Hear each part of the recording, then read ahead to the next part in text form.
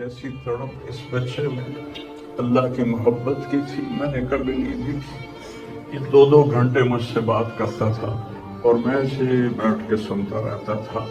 بولنے والا کب سنتا ہے کسی کی بات، لیکن یہ ان پڑھ بالکل ڈسلیکسیا کا مریض تھا، حروف کی پہچان نہیں تھی اسے، تو اس لیے نہ یہ پڑھا، نہ دین کا کچھ پڑھا، نہ دنیا کا کچھ پڑھا، لیکن اللہ نے اس کو عقل، فہم اور اپنی محبت ایسی دی تھی کہ ہمیں محسوس ہوتا تھا کہ اس کے اندر اس محبت کی آگ ہے۔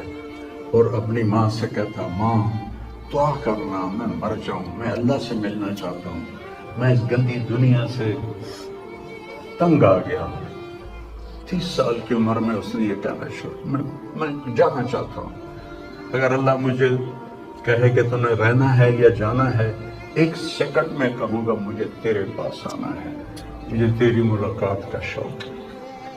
اور مجھ سے پوچھتا، بابا آگے اللہ ملے گا مجھے؟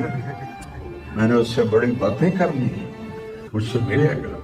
میں نے کہا انشاءاللہ آج تم ملو گے اپنے اللہ سے، ضرور ملو۔